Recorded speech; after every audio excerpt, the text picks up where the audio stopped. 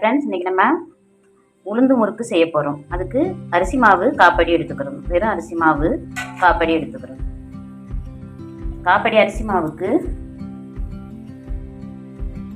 உளுந்து 100 உளுந்து, இந்த உலக்கில் சின்ன உலக்கில் 100 உளுந்து நம்ம பொன்னிறமாக வறுத்துக்கிறோம். கொஞ்சம் சிம்லேயே வச்சு பொன்னிறமாக வறுத்துக்கணும். உளுந்து நல்லா பொன்னிறமாக இப்போ வறுபட்டுருச்சு. இப்போ ஸ்டவ் ஆஃப் பண்ணி இந்த உளுந்தை ஆற வச்சுக்கணும். ஆற வச்சுட்டு அப்புறமா அரைக்கணும். இப்போ நல்லா ஆறிடுச்சு உளுந்து. இப்போ நம்ம இதை நைஸாக அரைச்சிக்கிறோம். இந்த உளுந்தோட நம்ம 100 உலக்கில் பாதி 50 உலக்கு பொரிகடலை இதில் ஜாயின் பண்ணி அரைச்சிக்கிறணும். உளுந்தோட பொரிகடலையும் சேர்த்து அரைச்சிக்கணும். இப்போ நம்ம அரைச்ச உளுந்தை இதில் போடணும். அதுக்கு தேவையான அளவு உப்பு போட்டுக்கணும். இப்போ நம்ம அரைச்ச உளுந்தும் பொரிகடலை மாவையும் இதில் ஜாயின் பண்ணிக்கிறோம். இதோட நம்ம மிளகு பொடி 1 ஸ்பூனும் சீரகப்பொடி 1 ஸ்பூனும் மிளகு பொடி 1 ஸ்பூனும் போட்டுக்கணும். எள்ளு கொஞ்சம், வெள்ளை எள்ளு 1 ஸ்பூன் இதை மிக்ஸ் பண்ணிட்டு இந்த உளுந்தும் பொரிகடலையும் நல்லா நைஸாக அரைச்சிக்கிறோம். இப்போ தண்ணி ஊற்றி பென வேண்டியது. பெருங்காயப்பொடி கொஞ்சோண்டு போட்டிருக்கேன். இதில் கொஞ்சோண்டு வெண்ணெயை காய்ச்சி இதில் ஒரு ஸ்பூன் போட்டு இந்த மாதிரி மாவு நல்லா பிணைஞ்சுக்கிறோம். இந்த பக்குவத்துக்கு பிணைஞ்சுக்கிறோம். பிணைஞ்சிட்டு உலக்கில் மாவு எடுத்து இந்த அளவுக்கு போட்டு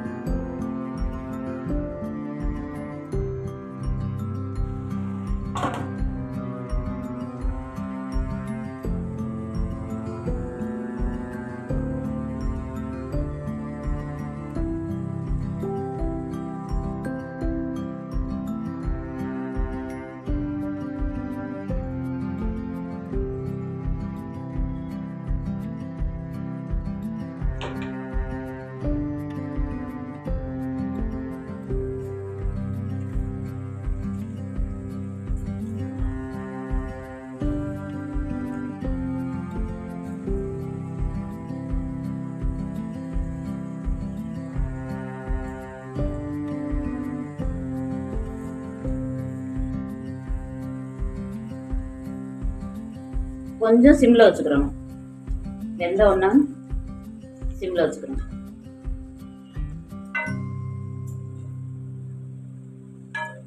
ஒரே மாதிரி திருப்பி விட்டு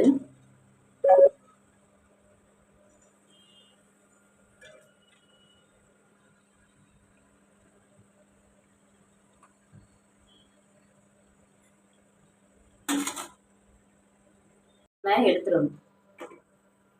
கொஞ்சம் கலர் மாறுறப்பயே நம்ம எடுத்துடணும்.